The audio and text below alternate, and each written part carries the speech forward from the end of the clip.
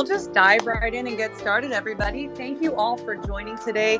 Happy 2023. Really excited to do this space today. Happy belated birthday to our founder, John Poller, as well. We have like an all-star lineup today of speakers. I'm really excited. So we are joined today by Bulla Network and Superfluid, and we'll just be diving into the different elements of Web3 payroll and how we are solving problems through our projects and platforms. So my name is Rachel. I'm going to be your host today. Joining me, as I mentioned, is John Poller, the founder of Opolis and Ethereum Denver. We have Mike Revy, founder of Bulla Network, and we have Mike. We got two Mikes today. Mike, the COO of Superfluid. So a little bit about Opolis for those of you that are just learning or might be hearing about this for the first time. We are a digital employment cooperative. We provide independent workers, freelancers, digital nomads, and independents the same benefits of a W-2 worker. So essentially all of the benefits of a corporate position with all of the freedom of freelance work. So payroll is a big part of what we do, and we're really interested in helping to legitimize employment in the Web3 space. With that, I'll pass the mic over to John to give an introduction. Thanks, Rachel. So for those of you that don't know Opolis, we've been around the space for quite some time. The vision of Opolis actually spawned out of a wild hair thought that I had in 2005, where the vision and the idea has really been around democratizing employment. And the cool thing about Web3 and the tool sets that have emerged, whether it's smart contracts or community incentives, new economic models, whatever it might be, Opolis is aimed itself now, and all of my creative energy has been pumped into or making democratized employment a reality on a global basis. So the large grand scale vision of Opolis is to build a global public utility infrastructure for employment. And then under the umbrella of employment is, I've said this many, many times if you've ever heard me speak about this, but the tools that you need to properly manage an end-to-end stack would probably cost $100 million in 10 years to build it. And so one of my favorite things about Web3 is that we now have actual collaborative incentives to integrate other solutions, other technologies to build these outcomes that we're seeking. So our guests today, Bulla Network and Superfluid, are good examples of this, where just the amount of money and effort that's gone into building both these protocols is a lot. But Opolis itself, we see ourselves as kind of an aggregator that vertically integrates these different point solutions to create this sort of employment stack at scale. So if you don't know my background, I've been in HR tech and employment systems for 20 years. I've built a bunch of different startups and even sort of like traditional businesses over the years. I'm also the founder of ETH Denver. So if shameless shill for ETH Denver coming up next month. If you haven't applied, I would highly recommend that you do. We're anticipating 25 to 35,000 people from over 110 countries. And this is in a bear market. Like, tell that to the bears, I guess. Where are they? I don't know. In terms of interest in the event here, it's actually only grown in size. It's kind of an interesting dichotomy to watch, but it's not a conference. We don't call it an unconference. That's a little bit too obvious. We call it a community innovation festival. So we build a big tent and a blank canvas to allow people to come and biddle, as we say. So the biddle meme was hatched at ETH Denver 2018. If you've seen that around the Web3 space, we put that into the lexicon. And that is the core and fundamental thesis of why ETH Denver exists. And like I said, we're not a conference, although we do some conference-y things. The Innovation Festival is really organized around giving people that space and a place to come and exercise their creative talents in a way that's meaningful for them. And so as a result, the event's free to attend. So we don't charge you $500 or $1,000 for some ticket to come and listen to talking heads talk at you. We pay for a lot of the food. There's free swag. There's, we have a whole village, a series of villages, showcasing our various sponsors and projects. And we have creative activations, makerspace, NFT art gallery, auctions, like all sorts of crazy stuff that's going on. We're in a new venue this year. So if you know anything about our historical venue, it's called the Sports Castle. We outgrew it, unfortunately.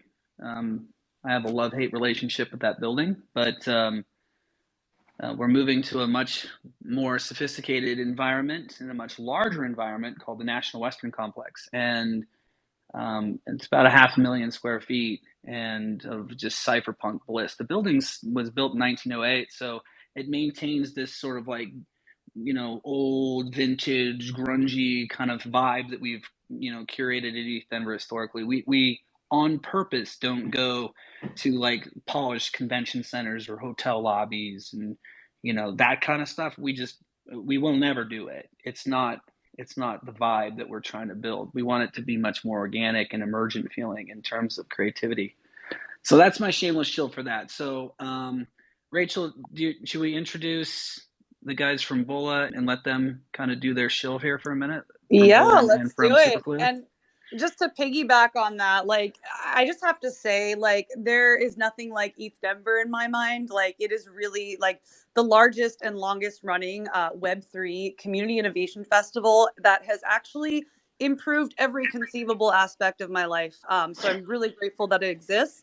I encourage all of you, check out ethdenver.com and apply if you haven't applied already. You can join as a speaker, as a volunteer. There's so many ways to come as a biddler, a lot of ways to get involved. So thank you, John, for sharing about that. I will pass the mic over to Bulla Network. I don't know who's behind Bulla Network right now, so this is going to be a surprise for me.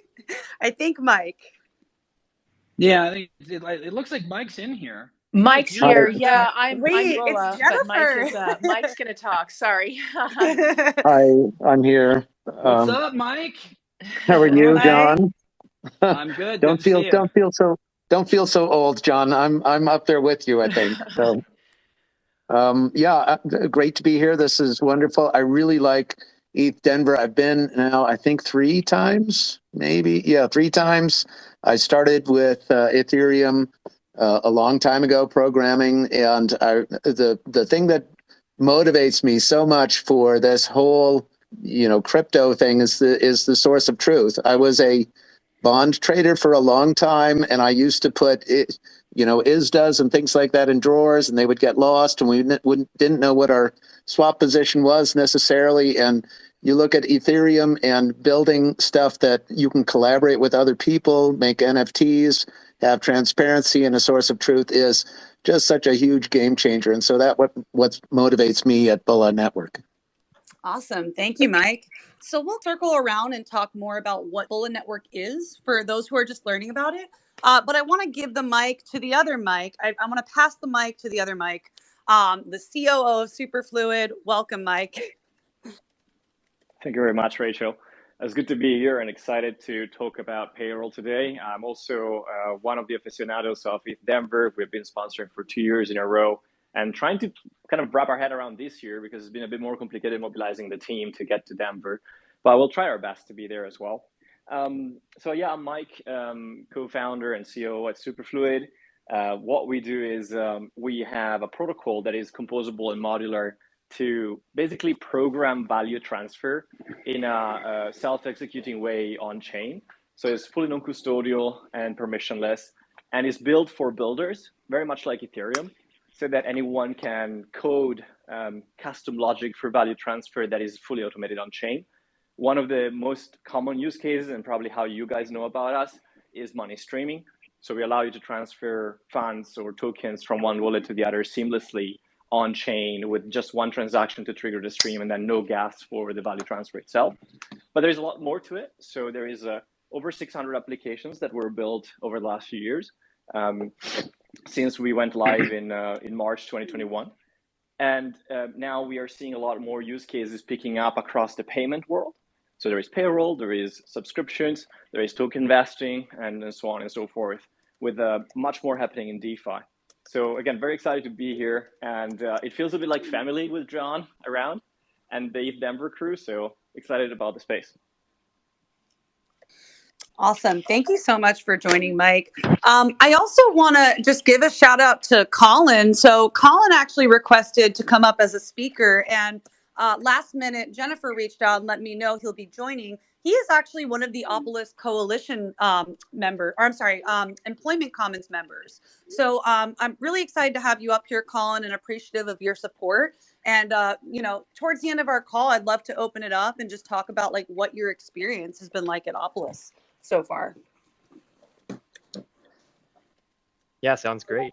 Happy to be on. And I'm a dev for Bullet Network as well, and an Opolis member and a user of Superfluid. So I don't know, kind of sit squarely in the middle of this little circle here. So great to be here.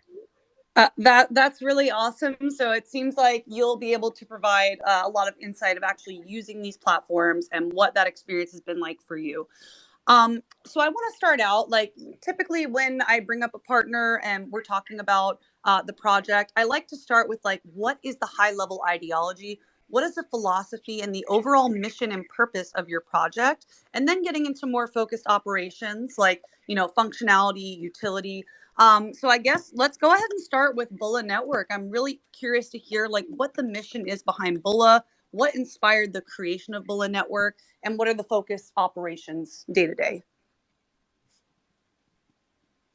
Hi, thanks, Rachel. The mission is, we're calling it web3 business tooling instead of just DAO tooling. And the idea is to get people on chain and doing more business processes on chain. And the way we do it, we have a protocol that is pretty simple. It does claims. And if you think about how business is performed, it's not the case that you just pay for something. Usually there is a process for ordering something or making an invoice or committing to make something first. And that needs to be documented. And only later does payment come. So that's what Bulla Network is working on, is getting business, the genesis of business on chain and using the source of truth between parties so that you can see, well, oh, I did make this order, or I did do this invoice, or I did commit to this contingent liability. And then we put it on a dashboard and everybody can see it. Awesome. So I remember on our call when we were planning for the space, you discussed why you actually use Bulla. Would you be able to explain to our attendees like why someone would want to use this and why you in particular use this platform? Yeah, I started using it because I was hiring consultants. One of them is Colin, and what I wanted to do was pay them, on chain. And before I had a spreadsheet, and I kept track of wallets and things like that. It was kind of Web 2, Web 3 hybrid, and so we started writing just a simple protocol to send invoices, so that Colin could send me an invoice, or I could send him an instant payment, keep track of it, and then be able to download it and manage it text-wise later. That was the genesis of it, and then we started thinking more about other ideas, like what is an invoice? An invoice is really a credit. It's me saying I did some work, and now I think the value of that work is X. That's a credit. And if you think about how business works, it really starts with a credit and then later goes to payment. And so we designed then a token to manage credit between parties. Okay, wow. So I'm just learning this. Could you explain a little bit about the token and maybe a touch on the tokenomics behind Bulla Network? Well, the token is minted. You go to the dashboard to mint your own token between parties. So, Rachel, if I wanted to send you an invoice, I would need to know your wallet address. Of course, I know my own. I mint the token. There is an amount, there is a date, and then I put it on a blockchain. The dashboard helps me manage that. And then if I send it off to you and you load up the dashboard, you will see the same token, just in the opposite way. It's context dependent. So what I call Bulla Network, the dashboard is really a point of view accounting. So depending on whether you're a creditor or a debtor, you're going to see a payable or a receivable. And it's really that simple. When you accept the token, you can make a payment, and then the token is shown as paid or redeemed in old credit language. What's really cool about the way that these protocols are being built is there's so much optionality and there's so much variety and choice that we can provide users in the end to manage their data. So when you talk about the approaches of Bulla and Superfluid, they're both really working towards the same goal, which is enabling people to have better visibility into their commercial transactions, to be able to control transfers of money, manage and curate accounting, and then ultimately not be so dependent on centralized third parties that are terribly extractive, right? So, I mean, that is Opolis from an employment standpoint is the great aggregator of these tools. I mean, that's really what our aim is, to do it. And as you mentioned, Rachel, we're a digital employment cooperative, AKA Employment DAO, which is community owned, right? So we're there to aggregate tools, resources, and support that actually provide a similar end game. The choice is the cornerstone of freedom. Freedom is the rally cry of Web3. If we're not working towards enabling people to have more freedom around their commercial and personal decisions, then I don't know what the frick we're doing here, because that's the whole point. So I think it's, as an event producer in my sort of like night job, I'll just rewind the clock. So Mike from Superfluid, how many projects did you say in the last year have been built on top of the protocol since you opened it? Since inception, it's about 600. Yeah, 600. Okay. So there's no centralized project in the world that has that type of rapid iteration happening on top of it, in terms of like trying to find product market fit and distribution of technology and use and network value. Like there's no centralized project on the globe that's got that type of rapid iteration happening. None. And I remember when Superfluid was at ETH Denver 2021, when we did virtual, and you guys were just starting out. I mean, that was pretty much your entrance to the main stage. And like, so to see it go from that in 2 years to have over 600 projects being built on the protocol is fantastic, because we're actually realizing this is the power of Web3. So, and what excites me is it makes my job easier, because from a product roadmap standpoint, Opolis can look at the varieties of things that are being built and have market validation done in these independent networks, and then we can adopt and integrate whatever tool sets make the most sense. I mean, we have teased and we will be building streaming payroll. So that is coming to the Opolis platform. So probably amongst other things. One of the things that we've talked about with Bulla is, you talk about the tokenized debt, markers on chain. Well, what about your invoices? As an independent contractor, it's not uncommon that you're sending an invoice to a project where you're waiting 60 days to get paid from AP, right? You're not an employee, so they're not paying you on a typical schedule like you would say every other week. You're having to wait. And sometimes with large organizations, it's longer than that. Like they'll just delay it until you're screaming at them. Well, wouldn't it be cool if you could take that invoice in a tokenized format and actually sell it to the community and factor that invoice and get your cash today? This product is available to businesses in a traditional banking sense. It's called factoring, if you don't know. But but independent contractors have almost an impossibility when it comes to getting factoring lines. So wouldn't it be cool if we could bring that product to market for everybody and embed that natively to anybody who's employed with Opolis? Cool stuff. So what I love about both of these projects is there's so much rapid iteration happening in terms of value creation for our members and users and just people out there in general. My prediction is over the next couple of years, we're going to see this thing exponentially grow in terms of the product suites and the tool sets and the primitives that we build on top of these protocols in a way that we've never seen. The acceleration of decentralized employment is going to happen. It's going to be like a slow and steady and then all or nothing kind of thing, where like, I don't know if anybody's seen the statistics, but the tool sets that we build now are the tools that are enabling people to exit the traditional labor force. Right now, a lot of people are too scared. They need these tools. This is the path to freeing the people stuck in the paternalistic matrix that we call traditional work. Whether they realize it or not, they will. The prediction in the US, just as an example, is there's currently 160 million people in the labor force. Right now, about 40 million of them are working independently. The prediction is, and I fully support this prediction, that within 5 years, 2028, there will be 90 million independent workers. And right now, there aren't any tools being built for these folks. Web3 is synonymous with the future of work. So the tools that are being built now are going to change the entire landscape of how people relate to their commercial lives. So congratulations to both of you guys. Where do we want to go from here, Rachel? Do you have any other specific questions you want to get, or do our co-hosts here have other things that they'd like to chat about, or do we have any? So where do we want to go? I would love to, give more focused questions and attention to each project.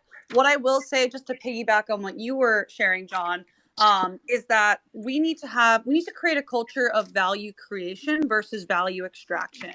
And I think, I was talking with one of our partners from Wonderverse earlier, and we were talking about how people learn how to build in Web3. Projects don't always learn how to survive, like how to create a project that will have lasting longevity, provide utility, and solve a problem in the space. So I think all the projects that we have on today, Bulla Network, Opolis, and Superfluid, we're all working towards a more sustainable future and giving products that are needed, services that are needed in the space.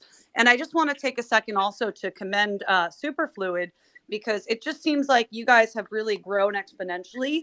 And something I really love about Superfluid is just how loud you guys are and how active you are in the Web3 community. The other week last month rather, I was on a demo on Bankless DAO and watching, a Superfluid demo, and I thought it looked really awesome. You guys are loud. Fran actually joined one of our events in San Francisco. We did a future of work event, which turned into kind of like a family style event. We all sat in a circle and passed around a Buffacorn plushie and talked about the future of work together. So yeah, I really love how active you guys are with going to in-person events. I've listened to Fran speak at Converge too. So I just really want to commend the IRL community building efforts that you guys are doing too. And I would love to see what future collaboration looks like. So that being said, I have some questions today. I want to make sure we get through some more of these. So back to Bulla. And I guess, I'll just leave this open-ended for anyone that wants to answer. Why are these projects essential for the mainstream adoption of Web3? Like, what problems are we solving that will help us get to mainstream adoption? I think mainstream adoption requires people to understand the cost of doing business goes down dramatically if you're using Web3 products.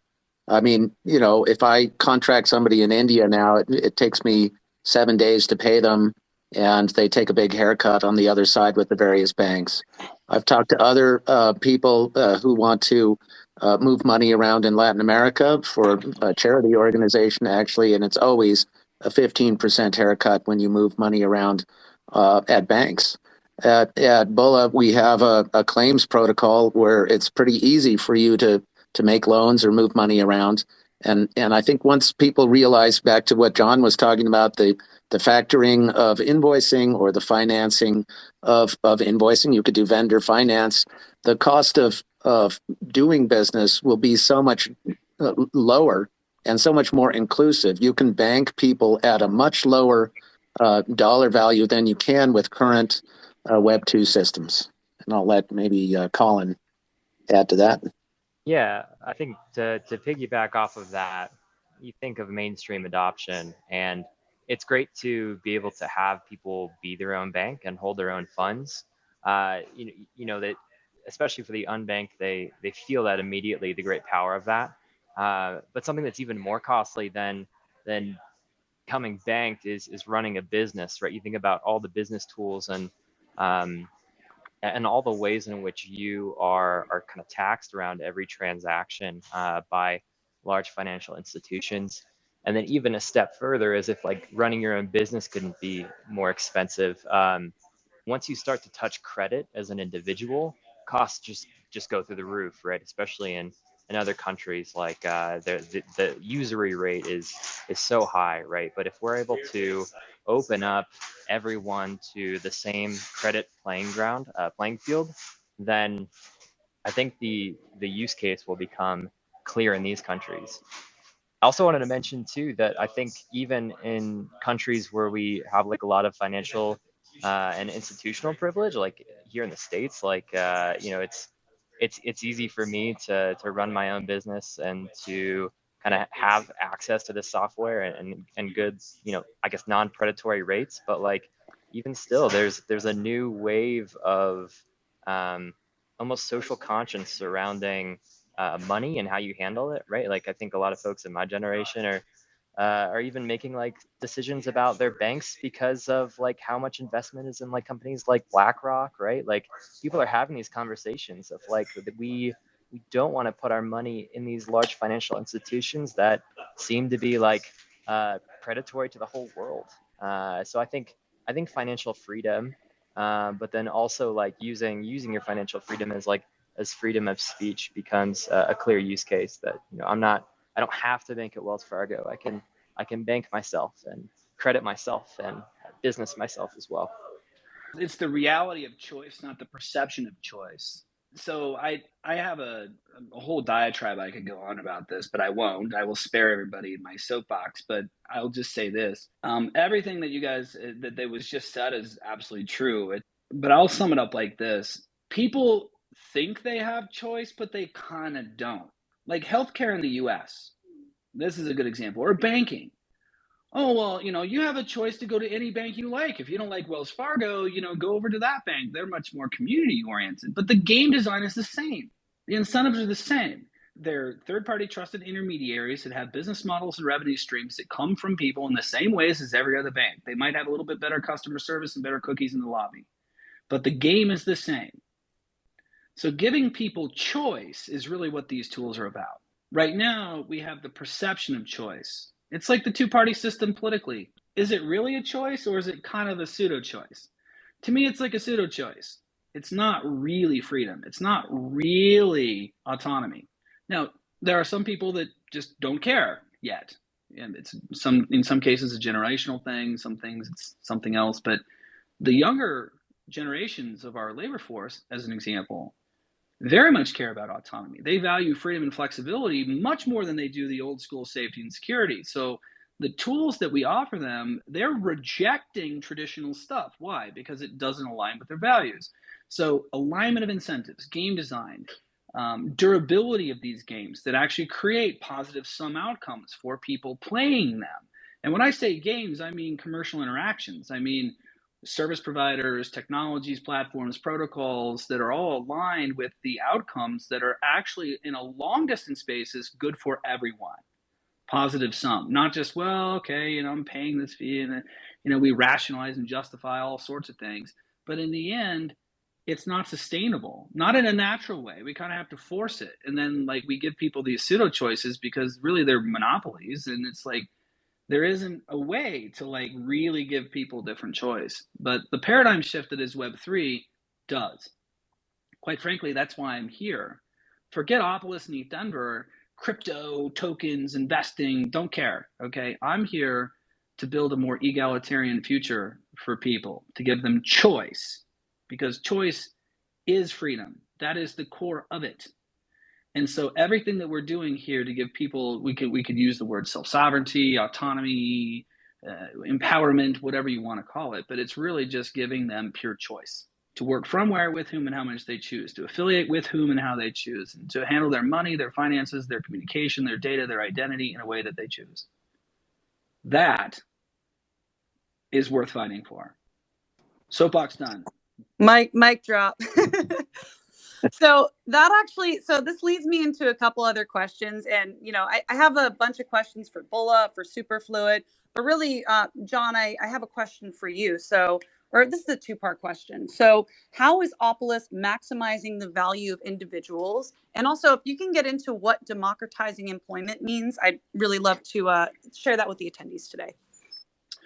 Well, democratizing employment goes back to choice. So again, pseudo choices, right? Healthcare insurance, for example, is tied to your employer in the U.S. unless you want to go to the state exchange and get Unaffordable Care Act health insurance. And I said that intentionally, okay, because it's not affordable. It's not really that good of care, and it's sort of like it's like political points, but functionally, it's not that great.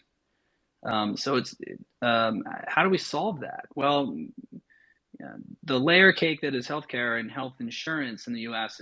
is pretty difficult. But one way that we can do it is, well, how do we give people more unabated access to own their own employment? So we talk about self-sovereign data. We talk about self-sovereign identity. Why not self-sovereign employment? Okay, it's just an aggregation of a bunch of these things. So self-sovereign employment, from a compliance, control, decisions, you no longer have a boss. I mean, your company employs you, but you own the company, so you're your own boss. And we're checking all the boxes. So legally, it's totally doable, but no one's been incentivized to do it before, because, like, why would you want to provide people health insurance at a discount when you can make money on it? Well, as a cooperative or a DAO, we have no incentives to, like, screw each other over. Like, we're all here for the same reason, myself included. I'm here. I have 2 kids. I'm divorced. I have to provide healthcare insurance for my kids. Like, if I'm a solopreneur running around, like, got to go to the state exchange, like, the insurance that I can get from Colorado only covers my kids and me in Colorado. If I travel to Art Basel in Miami, I'm out of network, so I'm paying a higher rate if I get into an accident or if I get sick or something. It's not good coverage. It's terrible, and I'm paying out the nose for it. So basic access. I'm not going to say, like, rights, because, like, I don't like that kind of terminology, but, like, giving people more egalitarian access to like table stakes things like healthcare insurance need to be more accessible. So to democratize employment is giving people that access without having to subjugate themselves to a larger corporation. Now, if I were a conspiracy theorist, I would say, well, look, it seems like they designed this employment thing intentionally to, like, make people get stuck working for other people, right? So, like, the subjugation model is, like, on purpose. And it is, in my opinion, okay? So, like, if I were a conspiracy theorist, I would say that, okay? But if you look at the game design, it's purely obvious that it's not designed to give people good access. It's designed to hold them in. But then the talking points, well, if you don't like your job, then just get a new one. That's like, if you don't like your bank, get a different one. It's like, but it's not really a choice. A lot of people who want to exit the system, meaning, like, I don't want your W-2. But then you can't rent an apartment without employment verification. You can't do all this other stuff without all that. Well, Opolis solves that. So we're democratizing and leveling the playing field by giving people the tools, resources, and support so that they can employ themselves, have all the features and benefits of traditional employment without giving up their independence. I haven't heard any other project on the planet talking about this. And when I was talking about this 5 years ago, people looked at me like I was literally nuts. And I'm like, it's going to be the way of the future. And, it's coming to fruition now. I mean, we've got over almost $60 million in payroll on the platform now. Recurring. Like, this is like annualized payroll and consistent members that are paying themselves every 2 weeks, right? Or twice a month, I should say. So, like, this is the wave of the future. This is where things are going to go, because forget Web3. People are opting out, and they want to opt out. They just don't have other alternatives. It's kind of like when Blockbuster Video came on the scene, or when Netflix came on the scene, and Blockbuster Video had their 37-page consumer research project where they concluded that people like going to the brick and mortar stores because it's more community driven, and people like buying popcorn and red vines and dumb shit like that. Okay, that was their justification for basically passing on Netflix in terms of an acquisition or investment. Okay, this is called confirmation bias. This is called innovator's dilemma. Okay, they're stuck in their own little matrix and they couldn't see what was coming. Same thing is happening with employers. You hear all sorts of people talking about, like, oh, employee relations and, human capital, and how do you make things more, like, diverse and inclusive and all this. But that's still all operating from the paternalistic model. And I'm saying turn the table over and like let's create a new model and let's unbundle the risk and unbundle the concept of my labor and what I'm getting compensated for, and then the actual employment platform, the benefits, insurance, taxes, and all that stuff. Separate the two and let the individual own the piece that makes sense for them, which is owning their employment to give them more fluidity. Now, you're also taking the risk off the table for the formerly known as employer, so it actually works well for them too. It's less risky, less costly for them, so they like it because it's like, well, okay, you're going to take responsibility for yourself. Cool. Most HR people doing HR things think that they have to take responsibility for these people, but there's a new path in town, and you don't have to do that necessarily. So democratized employment is the culmination and realization of self-sovereign employment in a complete and total sense, giving people the choice to work from where, with whom, and how much they choose. Thank you so much, John. There's just so much to unpack there. I really think this all ties back to something that Colin was mentioning, and that is the social conscience. So energetically uplifting people as individuals and empowering them to have the things they need while helping us progress away from paternalistic employment structures. And I really see Opolis, at least not even in the Web3 space, just in general, operating for projects like Superfluid and Bulla Network. Like they provide the invoicing and payments, and we help people to have everything they need, such as benefits, medical, dental, vision. Like something Toad and I have been talking about recently is why people care about something, why people even spend money. And it's usually rooted in pleasure or pain, right? And I feel like Opolis, we operate off of helping people solve different pain points. And for me, I was working for Harmony Protocol, earning in the native one token. And I found tremendous difficulty in doing the day-to-day human things that I need to do for me, such as finding an apartment in the San Francisco Bay Area. If you don't have a W-2 or pay stubs, you know how hard that is? Like, it's really hard to even find a place to live. God forbid there was a medical emergency. I had zero coverage, and I really loved working in Web3. So I discovered Opolis, and I went into this rabbit hole just doing research on the project. And it checked all my boxes of something that makes sense and will have longevity. Utility, check. Community driven, check. Great team, check. And I'm like, okay, this is something that I am honored to be a part of and help to facilitate change on a societal level. And I think that Opolis is going to help a lot of people internationally as we continue to grow. So with that being said, I want to make sure we give some time to Mike with Superfluid too, and get through some of the questions that I have for you today. So when we were speaking, I told you we'd talk about TLDR, what is Superfluid, but I know you also wanted to put an emphasis on why automation for payroll is important and how Superfluid incorporates automation into the technology. Yeah, I think, we are busy individuals, and, if we can spare some time on the back office and admin is always good. But to backtrack a second, to give you an idea of why we're here from a Superfluid standpoint is, it was DeFi summer in 2020, and we realized that blockchains were used for basically rebuilding much of what was existing in Web2.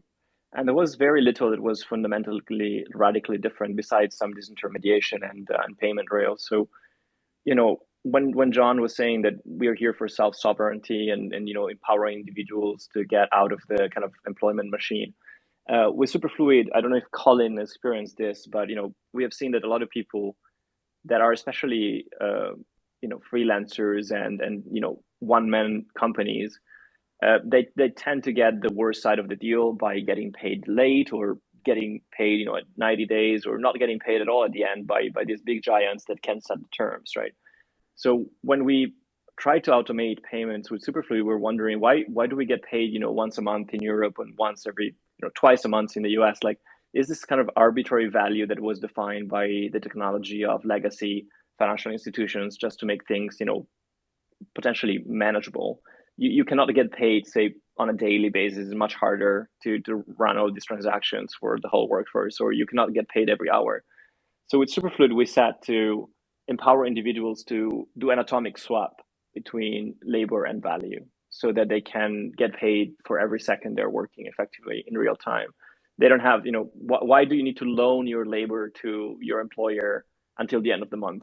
and then they pay you to honor the credit that you give them with your time, right? So we really believe this is a fundamental change where we actually give power to the individual freelancers and workers to demand to get paid by the second every time they're working.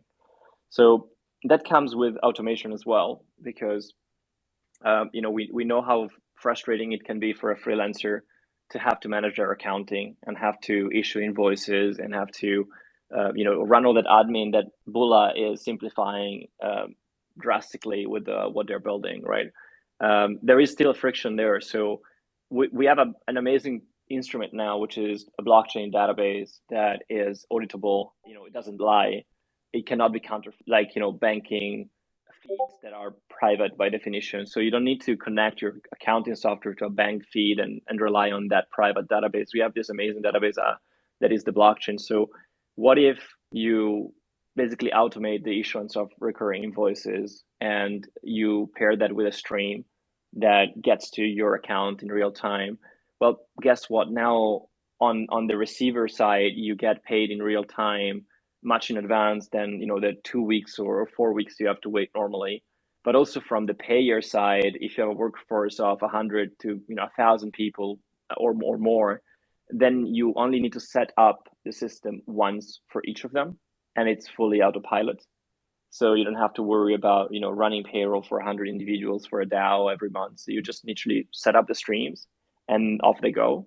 And if tools like Opolis and Bula can make this seamless from a UI standpoint, as we are mostly focused on building a protocol that is for builders and developers out there, we'd love to see that happening, and we'd love to see freelancers being able to put all those things in autopilot so they can focus on shipping whatever service or product they're building, and removing that overhead and additional cost that is much of a burden for all freelancers out there.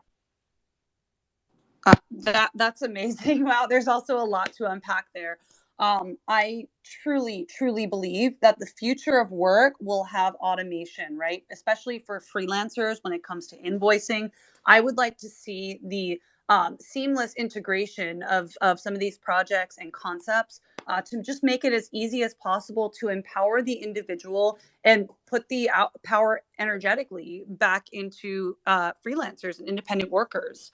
And that's really cool that you can stream money every second with Superfluid. That's amazing. And I love the automation. As a freelancer and independent business owner myself, another pain point I guess we could talk about is just doing manual invoicing. Like, the more automated that we become technologically, the more we can focus on doing what we love, right? And less on the admin side of things and doing, manual work. That allows us to be more creative and to really jump into doing what we love. And, that's something that I really admire about Opolis, that it really takes care of a lot of the red tape stuff. And just allows independents to work on what they love and focus on that. And that, for me too, tax compliance has been such a huge relief with Opolis. Like, every month or semi-monthly when they're processing my payroll, they're also calculating the amount in federal and state taxes that I owe. And I'm like, I'm working in Web3 and I'm tax compliant. That is such a good feeling to just rest my head at night and know, like, I'm good. I'm compliant with paying my taxes. I have benefits, if anything happens to me. And, recently I've actually started using my my dental insurance, and I used to be on the state exchange of California, and I actually save every time I go now. And getting a root canal is a lot less painful when you don't have to pay an arm and a leg for it. I will tell you that much. And I actually get really good coverage. And, I just want to commend the Opolis team for constructing something so valuable in addressing pain points, especially for Web3 workers. Like, we're in such a new and emerging space, right? Like, we are kind of vulnerable as workers, and I think, for mainstream adoption, we need to address all these pain points. If we want smart, hardworking people with families to come in, and even as individuals, these are things I feel like that are kind of rights to people. So that being said, we have Colin here, and Colin is a member of the Employment Commons. He works at Bula, and he also uses Superfluid. So, Colin, you have a perspective of the user experience for all of these platforms. I'd love to hear you chime in on some of this. Yeah, I mean, I really agree with what you said there of man, one, like tax compliance. It's so nice to be able to, with Opolis, just know that they're handling everything correctly every single month. I can sleep well at night. I do a mix of both as a freelancer. So I take in like ACH from some of my clients. I take in crypto from some of my clients as well. I just did that this morning, actually. I paid part of my payroll in crypto because I did some auditing for a crypto project and got paid in DAI. But from my main gig with Bulla, do ACH, not to give you, TMI here. Using a payroll system like Opolis really helps automatically ramp things down into from crypto to fiat, or fiat to my bank account, or from my business bank account to my personal bank account in a way that is like tax compliant, that makes my accountant happy. Also, I will say too that like if there's, I can also choose to pay myself back in crypto like really easily. So, if 1 month, if ETH has gone down quite a bit, there's just a simple little slider on the Opolis dashboard and say like, hey, actually, my next payroll, I want to receive 20% of that to ETH at this wallet address, or 10% in Bitcoin, because Bitcoin is looking low right now. So like, even like, not only is my tax like optimized and kind of on automation, so is my ramping as well. I don't even touch my Coinbase anymore because I can ramp up and ramp down almost in the same transactions on Opolis. So I guess all that to say is like big fan of Opolis, and then with something like Bola, I can manage my payroll items in a way that's all on chain. I can invoice DAOs, and choose to send my my clients like nice emails that they've received an invoice on chain and instructions on how to pay that.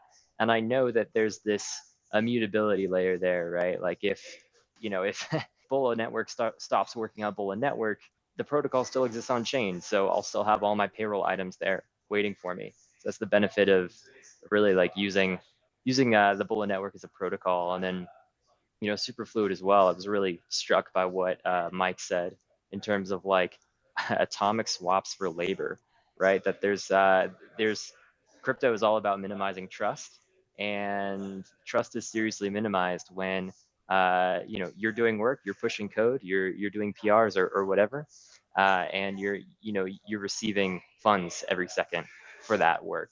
There's transparency on both sides. It's not it just feels more empowering for me as someone who's trying to manage their own payroll and manage their own income lifestyle, to be able to know and have transparency on when I need to pick up another job, or how my payroll will look like for this month. So I think these are all good tools that are building towards that decentralized sort of individual first employment future.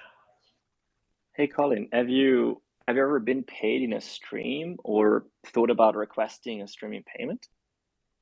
I've never requested a streaming payment. I've done. So I'm very familiar with the protocol because I've done some auditing work on a protocol that was built on top of Superfluid. Never have actually received payment in the stream. No. Right. So we need to work with you guys at Opolis and Bula to Yeah, make it please. seamless. Yeah, so that Yes. we don't have to Mike, go we through all gotta the connect accounting. more after this. I'd love to just get a product demo and just see like the nuts and bolts of all this. So let's definitely sync after this. We are coming up on the hour mark, so I just want to be mindful of the time here and just get into a little bit of how you can get involved with each of these projects. So I want to just say for Opolis, there's so many ways to earn with us now. Number one, you can apply to be an ambassador. So we are scaling an ambassador program, and actually our lead ambassador steward is on the call, Miguel. So if you apply to become an ambassador, you would end up speaking to Miguel and do an interview. And what we would have you do is host an in-person meetup where you have the potential to earn through our referral program.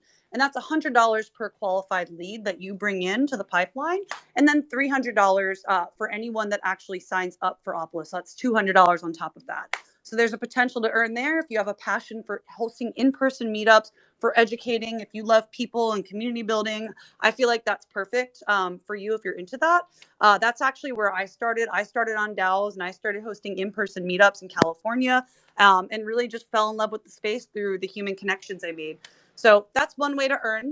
The second is going to be friends farming. So we have a referral program. You do not have to become an ambassador. I want to clarify, you don't need to be an ambassador to do referrals. If you want to send people over to Opolis, you can earn. Sign up for our friends farming program and, just easy stream of income.